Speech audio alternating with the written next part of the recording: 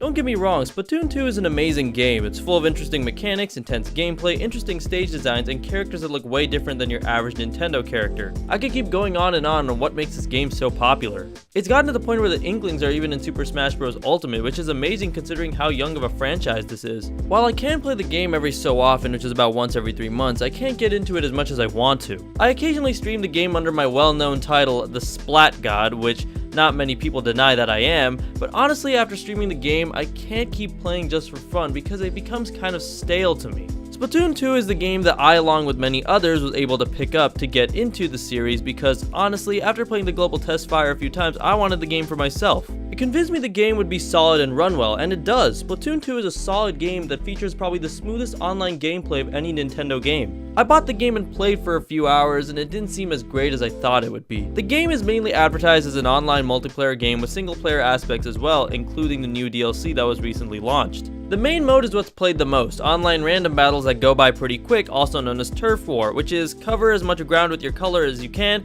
in the time limit and kill anyone not on your team that's in the way. When the game matches you up fast, it's great, but most of the time it takes really long and I'm sitting there for many minutes waiting for a matchup.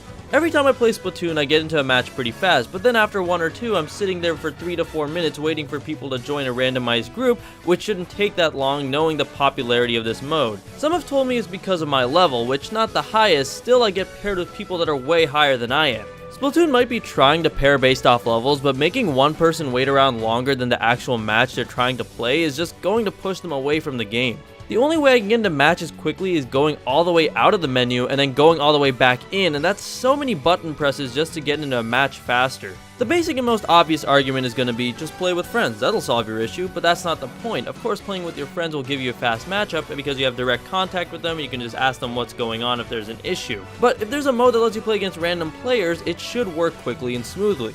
The other modes are definitely interesting with Tower Control, Rainmaker, and Splat Zones, but again the same issue persists. If I can't get a fast matchup, I won't have the motivation to play. And this isn't just me, it happens to almost everyone. Not saying the gameplay itself has to be quick, but getting into a game is the main issue. This happens for playing a game in general. If a game takes too long to get into like Pokemon Sun and Moon, then the player will drop that and go find something else, even if the game is amazing, creative, and different compared to other Pokemon games further in. I wouldn't know since I have no clue what I'm doing in that game, and I gave up since every 5 seconds I'm hit with a tutorial or a useless cutscene, but I'll save my criticisms on Pokemon Sun and Moon for later. But back to Splatoon 2, where I'm just sitting waiting for a matchup, boring me so much it's like watching paint dry, and that paint is paint I didn't splat. I'm trying to throw some paint puns in here, okay? Another mode I see barely mentioned anymore is Salmon Run. It's like fighting zombies and catching their orbs that power them and seeing how many rounds you can last. Again, this mode is based off online multiplayer, and while this is not as bad as the normal multiplayer, it's missing something that's quite necessary for this mode to be extremely enjoyable. More time. This mode has 3 levels, and after you beat them, you win. I'm not even kidding. I thought I did something wrong when I completed it, and after that, I've never had the motivation to go back and play it. I thought it would be more like see how many waves you can last, not 3 waves, time's up, get out, we're only open for 4 hours, bye! The final thing is a single player campaign. I'm not going to be talking about the Octo expansion on this one because I didn't buy it, play, nor watch it because of how much the built-in single player turned me off. The single player campaign sounds really cool, making connections back to Splatoon on the Wii U with Mary recruiting you to do some missions and stuff. However, the idea of the gameplay is never introduced, but I will give them credit on the overworld and the creative approach they took to it, since it's definitely different compared to your usual overworlds. When you play the single player stages, they're actually really fun, except there's a catch. You need to find them. Yes, you heard me right, you need to find the levels. Guess how many times they tell you that?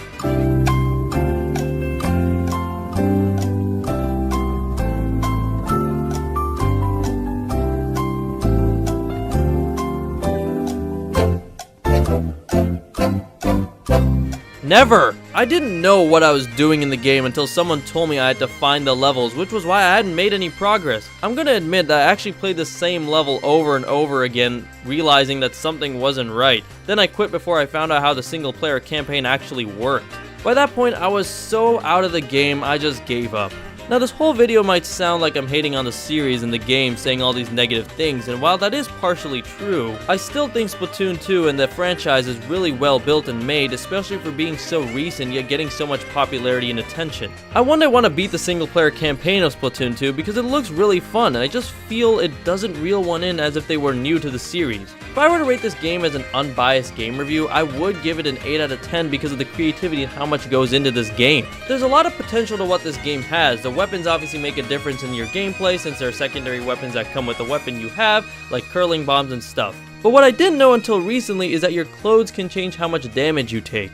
If Splatoon were to introduce us to these things since it is a fairly new game and series, it would have probably made me one of those players that can't stop playing, and I would have had the DLC, been a higher level, and beaten the original single player campaign by now. There are some games that can have a little number of tutorials that Splatoon 2 has. Yeah, you already know which game I'm talking about. There are still events to get people to play, like the Splatfest that happen pretty often, and general promotion of the game, and as of recently, the promotion of the DLC. While I probably won't get into the game as much as I wanted to initially, I do recommend this game since there's so much that goes into it and what makes it so competitive and fun. It's like Nintendo's answer to the shooter genre with that Nintendo twist that changes things up. I did decide to give another go since I felt after looking at all these issues and knowing how to deal with them, it wouldn't be so bad. And honestly, it's a game worth playing if you know all these things ahead of time.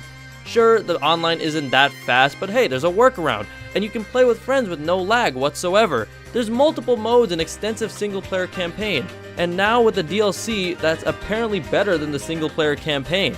Just from talking about all these workarounds makes me want to revive the one and only Splat God.